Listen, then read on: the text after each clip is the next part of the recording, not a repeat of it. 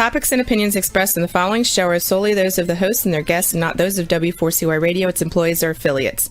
We make no recommendations or endorsements for radio show programs, services, or products mentioned on air or on our web. No liability, explicit or implied, shall be extended to W4CY Radio or its employees or affiliates. Any questions or comments should be directed to those show hosts. Thank you for choosing W4CY Radio.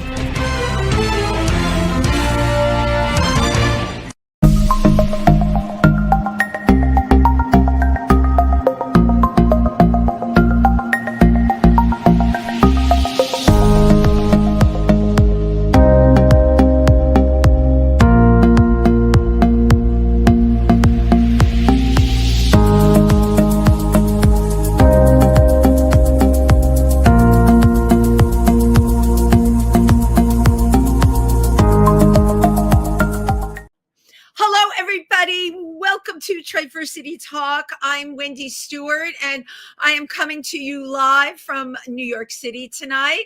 We're having a beautiful, pre-fall evening, and you know what? I'm feeling so rainbowy. I've got rainbows behind me. I'm wearing rainbows, and yeah, it's unusual for me to feel rainbowy when summer has come to an end, more or less. But you know what? In my mind, summer lives on because I'm a summer person.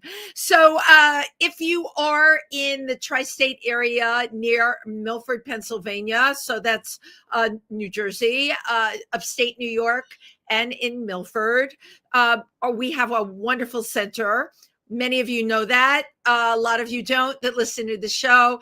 We're on Hartford Street, the main street in Milford, Pennsylvania, and we do have open hours. And we've also got some events coming up.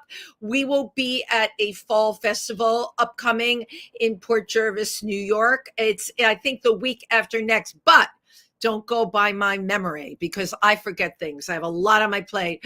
Please go to our website, Triversity, the Pride Center, or for those of you who are on Facebook, which is a lot of people, you can find updates to anything that Triversity is doing on our Facebook page. Thank you so much. So, it's very interesting. Our guest tonight, you know, people call me up and ask to be on this show, or I meet people that I find particularly interesting, or people that watch the show recommend people. But our guest tonight, I met in Jersey City.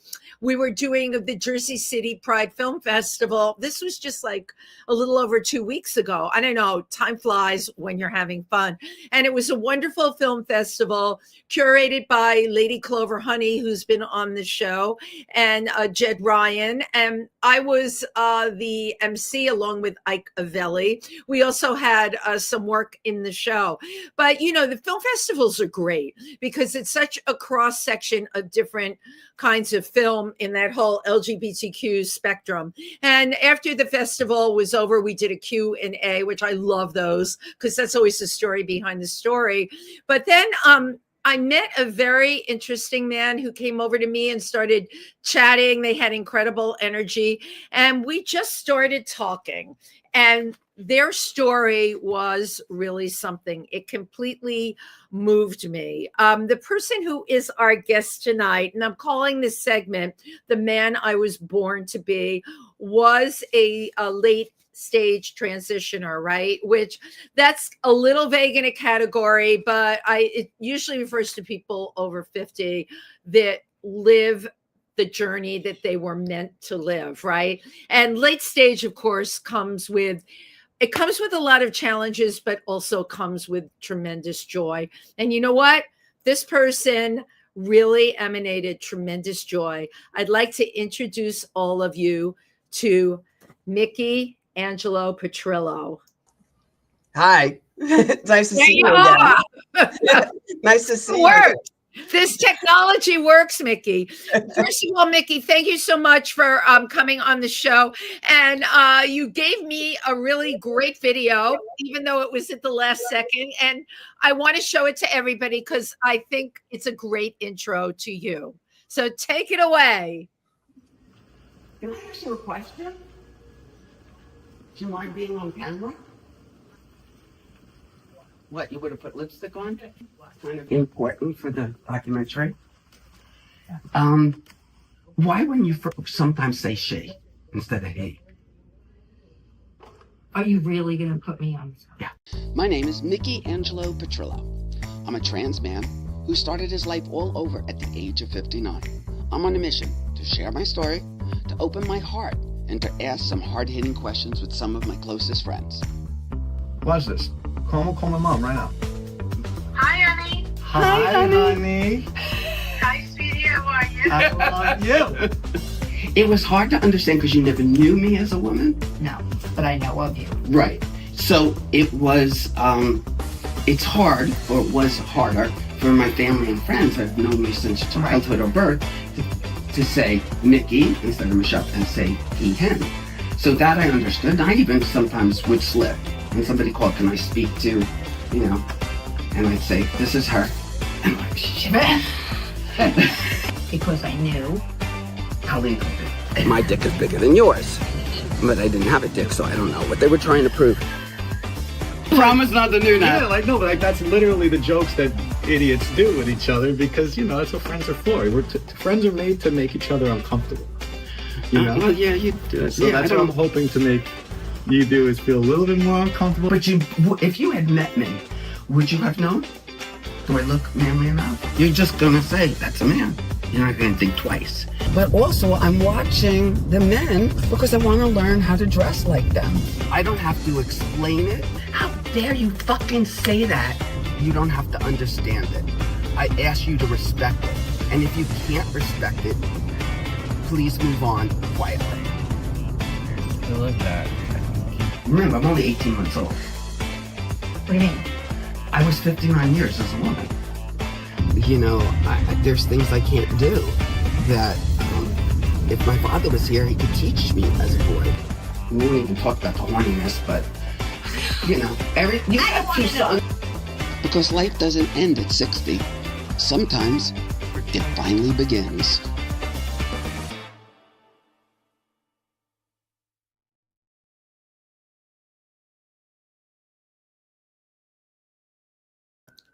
Wow. This is a reality show in the making. I feel like I'm doing Netflix and I should be showing the first episode. What a great intro to you. And I want to share with the audience. I just am seeing this video for the first time. Really great. I only saw it about an hour ago. I'm dealing with a new creative director. He has his own business, Cardinal, and it's Andrew Rossaman. And he's filmed me last week because we're working on a documentary. And he was shadowing me for the whole day. And then we wanted something. So he did that about an hour ago. I think that is a very creative person. Yeah. What I love about what I love about it, forgive me, it takes the whole transition thing and makes it totally and completely normal, which it is. All right. Instead of this thing, right, which in the current state that we are in right now in this country, it's the thing, right? You took and made it. It's like, you know what? I'm the guy next door. That's who I am. And I'm just living my best life. And God damn it, I'm happy. I really, really fabulous. You didn't have this video when we talked after the film screening. So no. Do you have a plan to roll this into doing a show eventually? Yes, I was dealing with a producer who actually scammed me out of $20,000. That's another story. So now that is another story. And you know what? There's a place in hell for people like that. We've all had, I didn't get scammed for that much, but we've all had those experiences. Yeah, there are people out there that, I was unfamiliar with anything. I'm newly out and I saw somebody interested in my story and she promised the world to me and I believed it. And then she ghosts me. So thank God Andrew came around. He's a friend and he has big shows he does and stuff. And he said, I'm going to take you out of this. Forget her. We're going to do this. And she was working on a film. He said, this should be a documentary. Absolutely. It's funny. People need to, there's no actor that's going to be able to be you. And the way you walk through this world. No, it's you. And you're right. It's funny. You're the guy across the hall. All right. It's completely human. and it's entertaining. We always want to remember we want to entertain, right? Even the most serious subject, you want to engage people in. It's got all those elements. I just found myself like watching this and going, oh, I can't wait to see the first episode of this. Plus, and I want to share this with the audience. Micky's company makes gift baskets. I love the way you cut the delivery of the baskets in the middle of this. It's great. I never knew what he was going to do. But see, when I was doing this, it was first going to be a book, The Man I Was Born to Be. But then Hollywood started calling, these people started calling, I picked the wrong person. And she wanted to make a film. But it really, I said, it has to be funny. The purpose of this is, and it started last November, the purpose of this project is to show heterosexual cis people that to change their perspective of how they look and exactly people. In humor, but with humor, not dark and gloomy humor. Right. Like, some like it hot, or Victor Victor, it was humorous. So people don't, there's so much hate towards us right now, afraid to use a bathroom, afraid to do this, couldn't travel out of the country this year. So it was like, let's bring humor back. That guy, Ara, he's a lawyer in my building here. We just met in July, and he is Armenian. He's a guy's guy, and he doesn't care. My worst nightmare happened last week. When I go to the men's room, I listen to make sure nobody's in there. Well, I'm walking down, he's walking down, and I'm like, oh my God, we're going to go to the bathroom at the same time. And so he runs in, and I run in. He goes in the stall. I go in the but he leaves the door open, and I go in the stall, and I'm like, holy, now what? And I said something to him, and he said, who cares? Who cares? That's exactly. He doesn't care. Right. If you're secure, you're not going to care. Carlene, the building manager, okay, she voted for Trump. She likes Trump, but she doesn't care. She never knew a transgender person. Either did Ara. They don't care. They just like me for me. They don't judge people, Right. So that's the way it should be. Just I agree. I'm just going to back it up though a little bit. The vote for that person and the support of that person, that is a very big disconnect. And I know a number of people, gay, right? And then they are friends with people that have cast a vote for that other person. And that administration, as you know, is cruel, voting against all the rights in that spectrum, especially transgender. I do think the other side of the coin is, by you getting I'm going to call it your reality show out there, Micky, I think you can make people understand, hey, you know what happened is just wrong. Nobody should be ostracized or denied their medications because of who they are or the gender that they are identifying with. They should be allowed to live their life. We're talking about people living their life here, and that's it. So, and I agree with you. Humor is a great way to reach people. Not dark and gloomy. That's why I didn't want a documentary at first. But Andrew convinced me. He said, but it's your personality. It's the way you see the world, and how I'm just so naive. Like everybody should just, everything's fun and you make fun of it. And I got that from you immediately. First of all, when we started talking, I don't see things other people see. So I didn't register trans. I didn't register gay. I didn't register any of those things other than, this person is funny and has really incredible energy and they're interesting. I'm curious about them. I want to get to know more about them.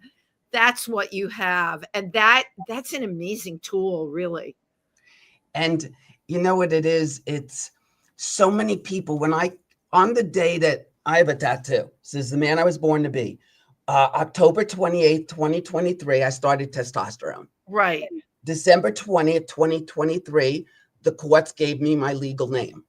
And then 23 is when I had my top and torso surgery, and AG is my doctor's name. So even her husband doesn't have her name on him. I do. I love it. And good advertising for him, by the way. Well, I call her Hot Doctor. I love it. And when I was waking up from surgery, she never knew I called her Hot Doctor. When I was waking up for surgery, I was going, where's the hot doctor? Where's the hot doctor? And the nurses told me, and I was like, oh my God, now she knows. My friends knew as Hot Doctor. In my cell phone, there's pictures, and her file's called Hot Doctor. That's so funny. So it's Dr. Hot Doctor. Dr. Hot Doctor. Now, so Micky, a little bit of history about you, because you sent me a bunch of things. You had a very bad experience in Morocco that was pivotal in your transition. Can you share that with people? Sure. I was, it was May of 2023, and I got sexually assaulted when I was in Morocco, the airport, 2:00 in the morning by myself. And as I was going through the TSA, the metal detector thing, as I'm walking out, the TSA agent grabbed my breast and started fondling me. And then all her, the people that worked with her were, laughing and making fun. I didn't know what happened. And I said, oh, I usually get dinner first because I make fun of things. Of course. I walked away and I'm like, I was just violated. Holy. Wow. And so I go back to the police. They take your passport. They take your boarding pass. And they're saying, well, she must have saw something. The light went off. I said, oh, no, I knew you were going to say that, or you did something to lead her on. I mean, they were saying I led her on. Morocco, and I know people love traveling there, but when your flight is landing at 2 a.m. and you're all by your lonesome, and I don't care if you're male or female, if you look like a foreigner, you're all by your lonesome and it's 2:00 in the morning, man, it's not a safe situation. I am so sorry that happened to you. And of course, I knew exactly what you were going to say about the police. That's really awful. It's scary. Oh, and you're not in Europe. Right. I went live on Facebook because in case I got arrested, because I was arguing with the police, I wanted them not to be able, they couldn't take away the phone and stop it, delete it. It was live and I was going live, but it's not Europe, it's Africa. So I didn't have anything. So when I got home, I couldn't leave my house. I wasn't depressed. I just couldn't leave my house because I was afraid. I had big double D's. Well, let me ask you, I want to go back a little bit. So that, you argued with them, but they let you go, right? Because I grabbed my passport and my boarding pass and I said, I hope somebody grabs your dick and fondles it and you enjoy it. And I walked away. Oh my God. Wait, they had your passport? And my boarding pass. That's the first thing they take from you. So how did you get it back? Just grabbed it out of his hand because he was standing there with it. I grabbed it. Yeah, because he would have just kept it. That is a horrific story. Were you going to Morocco on vacation? I was coming home. I went to Morocco was my last flight home. Wow. I travel a lot. I went to 23 countries that year. God bless you. I was coming home. But I'm glad you're sharing this story because I want anyone that's listening. I have a girlfriend that keeps talking about going to Morocco, and I'm like, Libby, unless we can go with a bunch of our friends, you don't want to do that. You don't, because this is the kind of stuff that goes on. I felt okay, there we were fine. I was going with another friend and, but she went on a different flight, but I felt fine. Right. But I'd never been assaulted like that. And I didn't understand what was going on. And when I came home, I wasn't comfortable. I couldn't leave my apartment. You were violated. You had felt like you were violated. Right. And they're there. Somebody could grab them again. So it took me a few days. I talked to my therapist and we talked on the phone and we were dealing with being molested. And then I bought some sports bras because I said, I need to go out. I need to cover or protect myself. That didn't work. So I did some research and found a binder. Right. Put a binder on and I'm like, holy, it was such a moment. I'm looking in the mirror and I'm going, oh my God, who is that? For the first time I could look in the mirror. I could never for 59 years look in the mirror. I had suicidal thoughts every day. I was angry. I was depressed. I couldn't look in the mirror. Even when they cut my hair, I would turn around. I never knew why. So you were experiencing, of course, body dysmorphia. Okay. But you were that way for like your entire life, really. And I have to ask, did it occur to you like earlier, maybe maybe I'm not you were lesbian, right? Maybe I'm not a lesbian. Maybe I just need to transition. Did that thought ever occur to you? Not really. I mean, at 30, a woman kissed me and I'm a lesbian, but I never felt comfortable. I loved women. I loved being with them, but a woman being with a woman, I never felt comfortable. Something was off. Something was off, and the off Right. was how you felt about you. Right. I didn't I would cover up. I didn't feel comfortable in my body. In your body at all. Put two and two together. My father died in September 2021. I'm So sorry. June, Father's Day, and in May, I had 2 meltdowns. I was going to a wedding in May. And I mean, I broke down. I'm on the floor crying. I'm like, I can't go to this wedding. I have nothing to wear. I don't know what to wear. Because I was wearing big baggy cargo pants. I've worn men's clothes for a long time. Big men cargo shorts and shirts, big and baggy. And I said, I can't go like this. And I'm not wearing anything else. After I stopped crying, he said, okay, do you have gender issues? I'm like, what are you talking about? I don't know what gender issues meant. I didn't know transgender. I didn't know any of this stuff. You had no idea. You didn't know. Wow. No idea. But he knew it. He just caught it and said, okay, all right. But if anything you want to talk about, we can talk about it. And I said, no. In June, we were going out for Father's Day to a fancy restaurant. I said, I'm paying the bill. I'll wear what I want to wear. He's like, why don't you wear what you wore to the wedding? He told me, wear a pair of slacks, wear a button-up shirt, put a tie on, and a vest. And wear, dress shoes. Go get men's dress shoes. And so when he said that, wear my favorite outfit. Wow. Made me feel good. He was approving of that outfit. And he said, are you sure you don't want, I love you unconditionally. I don't care. Talk to me. I don't honestly know what you're talking about, gender issues. So I had no idea. Right. He knew before I did. We were so connected. He actually was a gay man that married my mother. He was a closeted gay man that married my mother. This is such an incredible story. You realize the amount of things you hit on.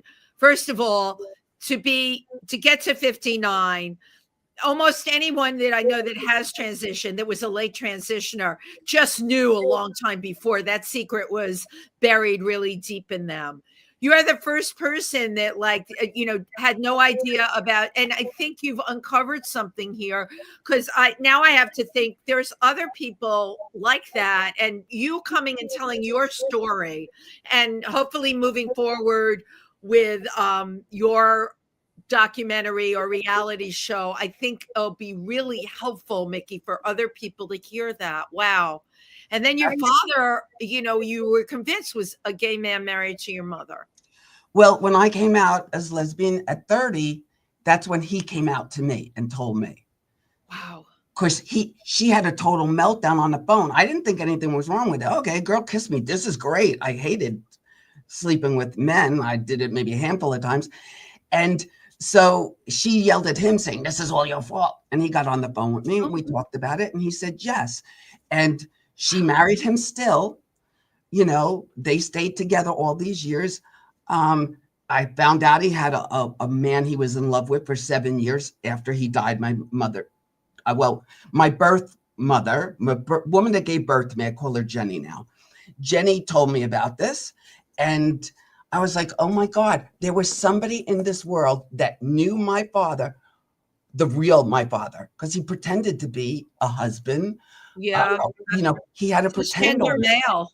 Right. Because it's the 50s, it's the 60s, it's the 70s. Sure. He couldn't come out. No, you couldn't, with your job, your lifestyle, and all of it. So your birth mother was not the mother that raised you? No, what happened was, on the day the last time I saw her was December 24th, 2023. Once I had surgery, she wanted nothing to do with me. Now, this was your birth mother? Yeah. Mm-hmm. My mother. but I don't call her. She doesn't deserve to be called mom anymore.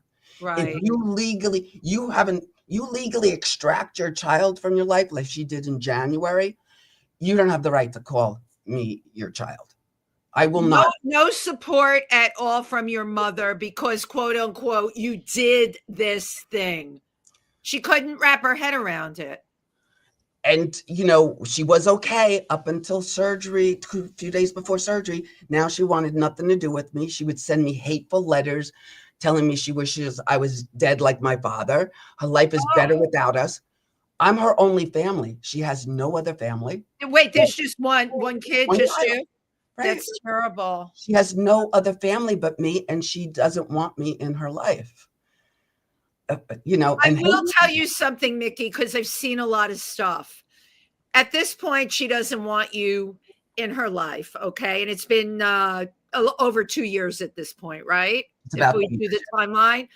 However, and just keep an open mind, I'm going to tell you this, that can change. And often what changes it is that parent ends up getting health compromised and starts to see life in a different way and sees the error of their ways, right? And then becomes accepting of the child. It happens more times than you can imagine. And I hope for everyone's sake that, that she sees what an incredible son she has, so fun and caring and a great person that people want to be around, that she should want to be around too. If she's the only person that left. Unfortunately, though, she did a restraining order on me on Christmas Eve. Yeah. For no reason, a temporary restraining order. So now I had to hire a lawyer. And we have legal documents I had to sign. She forced me to sign. I can't go anywhere. I can't be within 500 feet of her. Well, that's the whole restraining order thing, okay? But this is her reaction. We're talking about reactive behavior. That's what is now. And you know what? It's hurtful. It's really, really hurtful. But again, you're doing you now, right? And that's what this time period is about. And to the best of your ability, even though this is a painful thing, you can't change how she feels now. And it does not mean that she's not going to change going forward. But right now, you have to concentrate, as you said, on the joy of being Micky, right? You fought for that right to be Micky. Now I have to ask you something. You mentioned, quote unquote, the suicidal thoughts. How long had suicidal thoughts been in your head for? Since I was 5. Wow. And you never, and did they offer you therapy in school? Did anyone, offer any kind of support for this? Or they were just like letting you fly free?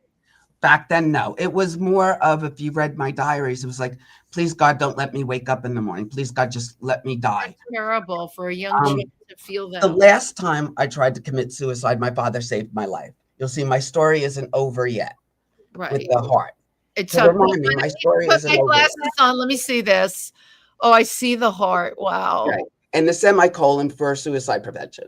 My story isn't over yet. So that reminds me, that's the last time I tried. Right. So every morning when I woke up, it was like, I woke up. But now I wake up and it's like, yes, another day. I wake up like that in the morning. I used to not be able to get out of bed. Now it's like, yes, I can't wait for the day. So you're bringing up a lot of stuff here. There is the whole psychological stuff, right, that goes on in a person's head. But there's also, and this is my belief system, I take bioidentical hormones. They totally changed my life. Suzanne Sommer wrote a book on them. Most women, when they go through menopause, I don't believe menopause is a normal state. I think it takes the most incredible parts of a woman and dulls them down and makes a lot of them depressed, mood swings, crazy, and all of it. Bioidentical hormones, which are a natural, they're not like Premarin or what they get from the horse or what a doctor gives you. There are endocrinologists that subscribe bioidentical hormones. They're very different. And what they do is, I have the energy and the sensibility of someone in their 20s. And the reason I do, and the reason I clicked with you, our conversation was so good. And I'm like, oh, I have to get to know this person more. I wake up every day with joy and curiosity. Okay. I get how you wake up now. And I believe I really do. A lot of it is hormonal. It's very important, the balance of hormones, especially when people are transitioning. The hormone balance has got to be correct, which is why my personal pet peeve, and I talk about it on this show all the time, how dare they make it difficult for anyone that's transitioning to get their hormones? How dare they do that? It's like taking a heart medication away from a heart patient or insulin away from a diabetic. You just can't do that. The hormones, I mean, there's a lot to transition, but hormones are a huge component. They really change a person's brain. They change your brain chemistry. It's hormones. They're very powerful things. Because it changes your voice. Right. They change. Right. I have muscles now. I mean, I lost 60 pounds since surgery, but you have things happen. You have hair. So when you see this, it reinforces who you feel like inside. Physically, yes, but it's also the mental thing. Hormones work on the mental components. The hormones that I take every day work on my mental components, right? That's why I feel good. And like my daughter says to me, you don't ever get depressed, because if I go to that dark place, there's always something that clicks in my head that will bring me right out, and I'll find a solution to it, right? And wouldn't it be great for so many people that can't wake up every day, whether it's their age, or they need to transition, or their perimenopause? Wouldn't it be great if people could easily access hormones, because it is a life changer? It's a life changer. And I mean, look at you, you are vitality, positivity, and the creativity. It's all there. And it's just wonderful. I've never been this healthy. I only eat healthy food. I work out every day. I lift weights because I've been given a second chance, and I want to be the best I can. I have, more than half my life is over, but I want to be the best. Going forward, you have the rest of your life. I told my doctors, I don't care. I have to get tested every 3 months for my blood. It affects your heart, your liver, your kidneys. It has caused some heart issues. So I take medication for that. I said, I would rather be Mickey Angelo for the next 5 years than 30 years as Michele. Never. Yeah. So you keep me on these drugs, I'll find a way to get this testosterone. Right. Illegally, because I don't want to be Michele ever again. Right. And the thing is, Mickey, it's very obvious you stay on top of your health. And listen, what do we call it? Self-entitled white male. I don't want to label that, but you've got education, you've got a business. Where it gets dicey for people staying on top of this, or whether male to female or female to male, these are the girls that were working the streets or whatever. Their story, they got a whole different story, and it's a hard one. And a lot of this making the hormones difficult for people to get in many of the states in this country is really affecting those people. They don't. You would have the wherewithal to figure out how to do this, what you needed to do within the system, or who you could call. They don't have that. They absolutely don't have that. You're blessed in that you can inspire people by your story, and you can put your story forward, and that will make a huge difference. And that's the thing, whether the story isn't just a queer story, it could be for anybody, because a parent could throw you out of the house for whatever reason, so you could identify with that. Or, you look at the younger kids whose parents throw them out of the house, and now they're on the street, so they have to fend for themselves. Right. No, they wouldn't have the wherewithal of, how do I get this medication? How do I get this help? Right. I was 59. I knew better because I'm being older. So these kids don't. But maybe if they see and they feel like, well, I'll never, they don't have the education or something, Hey, I didn't go to college. I still run a business. I'm transgender. We're everywhere. And these kids can look at me and say, I have hope. I could run my own business. I could still do something. Exactly. But you're going to be the person that is absolutely going to inspire them. Absolutely. And it will happen for them way younger, right? Isn't that great? That's Isn't what that I great? hope to do. And Yeah. in other states, like once I came out on social media, and I have like 20, 30,000 followers, and I had to control the narrative and come out and say, as of today, my legal name is, I'm proud to say my legal name is Micky Petrillo. And you don't have to understand it. I don't have to explain it. It just, I ask you to respect it and move on if you can't. That's Right. all. Well, people started reaching out from me from other Oh, yeah. states, grandparents, mothers, kids. And this one friend contacted me and said, can you talk to my friend? He lives in Mississippi and he can't I know. get anything. Right. And it's killing him. He gets the testosterone someplace like, online or something. So it's Yeah, not. so he's not getting the blood work every 3 months. You need, as you know, you need to have the blood work every 3 months. They run a whole panel.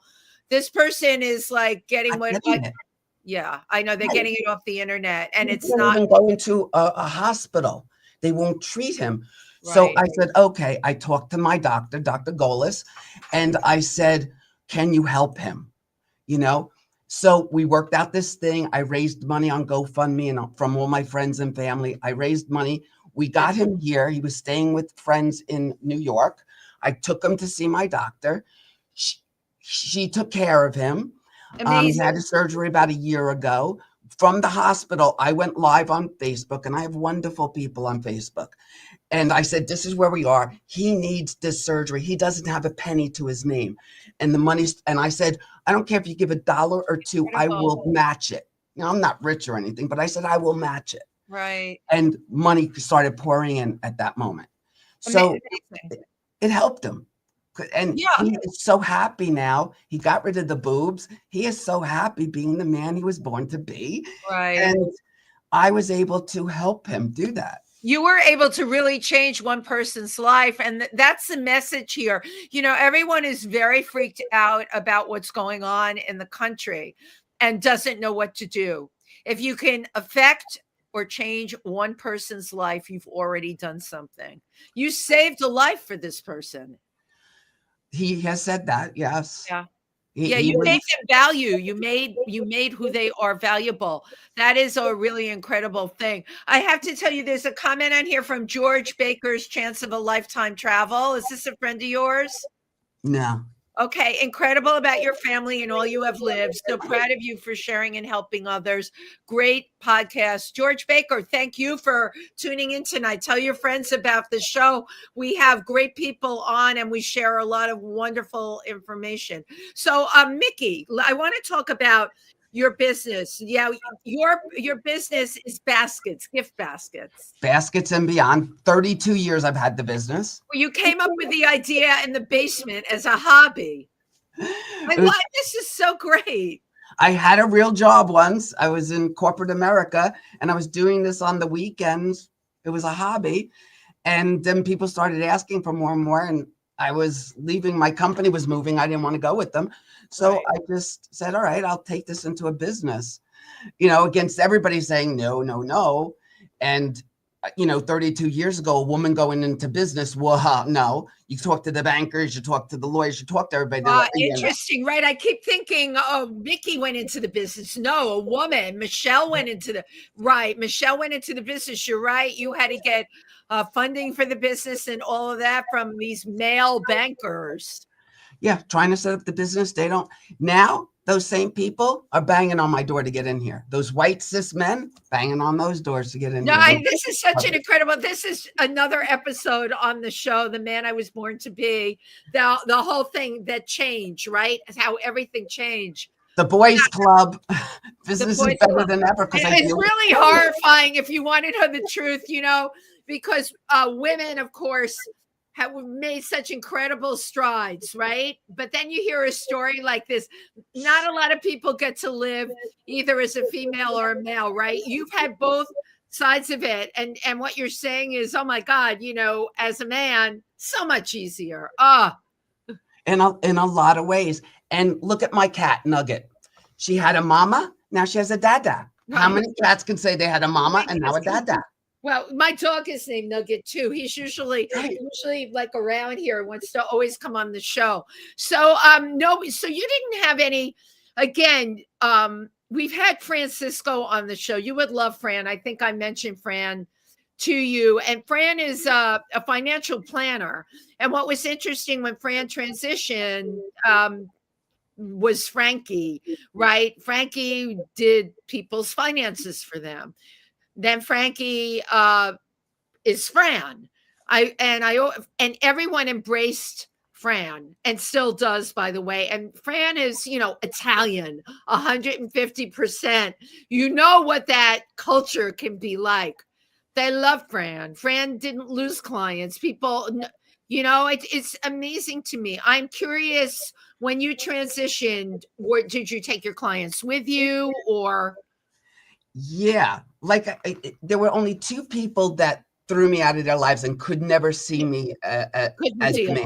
My best friend of 15 years and Jenny, they could, but everybody else, and they'll come into the store, and I may see them once a year, whatever. They'll come into the store and they'll be like, "Oh, you must be Michelle's brother." Or they'll go on the phone and say, "Oh, can I speak to Michele?" I don't know. I don't know what to say. I will joke and usually say, "Oh, this is me. I'm now Micky." Yeah, because I don't want to make them feel uncomfortable. No, but that's, you know what? We're talking about real stuff here. How does one deal with that, And you're right. Hey, I'm Micky now, and then you just got to move on, That's it. If they want to discuss it, I'm very open and we'll discuss anything. With my friends, I sat down and said, "We're going through this together. Let's sit down, and any questions, let's talk." But I have some really big corporate accounts, and one of them last year, I have to go in every year at the holiday time to get their corporate. And I was like, "Oh my God, what am I going to do when I walk in there?" They haven't seen me. And I was so nervous, and people were like, "Well, then screw them." I'm like, "Yeah, not this kind of money." I went in there. Nobody said anything. If anything, they went out of their way to be more friendly. So I get back to the office and I'm like, this is really weird. So I contacted the woman in charge and I said, and she said, I said, "Thank you for the reception that you." But that was great. And she said, "We don't care. You're still Micky to us, Michele, Micky, whatever. You're a good person. That's all that matters." You're a good person. That's all that matters. They are so happy for me. They invited me to a big event they had last year. The owner of the company, I walk in, he's like, "You look marvelous." He hugs me. He goes, "You look so happy. I'm so happy for you." Right. Why can't we get everybody on this same page, right? Why can't we do that? Right. It's no different. I'm no different. If anything, I'm a happier, better person. You're much happier. You said it. You're much happier. You're so comfortable in your own skin. That's what's so obvious. And you're embracing your life. And my God, you can't ask for anything more than that. But I guess, why can't everyone get on the same page with that? How did transgender become the target, of this administration? Jesus Christ, why on earth? Why on earth? If you look back on history, the people that were high ranks in Hitler's, they were gay men, and then they transitioned. Nobody cared in Berlin back then. Nobody cared in Berlin, right. And they transitioned back in the 40s. They were transitioning. So what's the problem? And you saw Hank, you saw all these big stars dressed as women. Look at Some Like It Hot and stuff. Nobody had a problem, but we got this idiot that makes everybody hate. And the transgender women anyone I've met are the most beautiful, loving, caring. I want them as my mother. People. And people hate them just because what? You're afraid something's going to happen in the bathroom? My one friend said to me, "I don't want to get raped in the bathroom." That's so freaking misplaced. You know what? I'm afraid of anything happening in a public bathroom by some messed up person, not anyone that's anywhere on the LGBTQ spectrum. Believe they are me. the most, you know what? They've been through so much, these trans women. I A don't lot of know people, trans men. yeah. Yeah. So they have hearts of gold because it's like they've been through so much. They never want anybody else to have the pains they felt. Exactly. You know, Micky, I could talk to you forever. So tell me what's next for you. I know you're working on this show now. Right. He wants to make it a documentary. But then he sees all these, he sees different things. Like he wants me to do in it Mickey and Friends, where I sit down like I did with Ara or Carlene, sit down and just talk with a regular heterosexual cis person, might be a Trumpster. I have Trumpster friends that accept me and don't care, and sit down with those people so people can see, hey, we're having a normal conversation. Just because he voted for Trump doesn't mean he hates transgender people. He can disagree with him on that stuff, and just see how we go through every day and how he's teaching me. Ara's teaching me tomorrow morning how to tie my ties. I don't have a daddy. I'm 18 months old. So he teaches me things, how to stand in a photograph, do this, do that. I know that you're right. There's nobody to show you. I know with transgender women, male to female, that are late transitioners, the thing that how to do makeup, how to do hair. I've had someone on my show, thanks to Simone Krause, who's just an amazing person. There was someone on that does the voice modulation. Okay. You're right. These are all things that you have to learn. Right. And my best friend at the time said, you know, oh, when I told her about it, she said, oh, you're doing this for attention. Oh, yeah, I have nothing better to do in my life. Jesus Christ. It's a hell of a lot. This is the best friend that you don't talk to, right? Right. Yeah. She couldn't ever look in my face after my surgery. You said you're doing this for attention. This is like way too much. The other thing is people have no idea, especially with the surgeries. It's no cakewalk. It really isn't. You can't minimalize surgery. And as you know, often with female to male late in life, there's additional surgeries. So you know what you're setting yourself up for, and it's worth it. It's totally worth it. Totally worth it. Never been happier. And Right. I'm getting the word out, and Andrew is helping me. And he did Now, that. can we say Andrew's last name, being that we showed Andrew's video on here? He's a really good friend. We met last September. Rasmussen.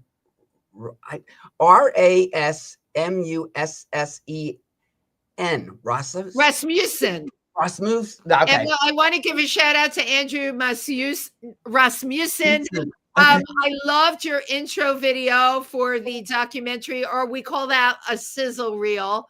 It was really great. It left me wanting more, and I'm sure whoever sees it. Micky, you won't believe this. Our time is up. Wow. Are you go? Okay, never mind. I'm going to ask you. You going Saturday night? Oh, and hold on, Melissa Fahey's on. I love Melissa. Love both of you. Melissa, sister, right back at you. One of the most genuine, incredible people. I met her like 15 years ago, and I called her my princess. She called me my boy, B-O-I. And she's lovely. I haven't seen her in a couple of years, but she is just a really, really great person, and took such incredible care of her mother. My God. Oh yes. You know, and yeah, Melissa and I have history, which when we're not on air, we can, you know, so because I gotta go now. My God, I don't have the time. Micky, I love to do this one thing. I love taking pictures of my guests. So I just need to, and I like to do it when we're online. Just can you sit up a little bit for me? Yes. Cool. Thank you so much. How do people find you? Real quick. Micky Angelo Petrillo, M-I-C-K-Y, Angelo Petrillo @gmail.com. Okay. And you're also on Facebook. Let's not forget Facebook. Right. Micky Petrillo. And then I have a website, Micky Angelo Petrillo, or The Man I Was Born to Be is my website. So we could put up the different, segments of the video. And Yeah, absolutely. And my nugget came to say good night, Mickey. Hi, Nugget. No play date, Nugget. That's Sorry. it. No play day. Thank you so much, Mickey. Thanks. Thank you to everyone who tuned in. Melissa, always great to see you on here. Good night, everyone. See you Good night. next Thank you.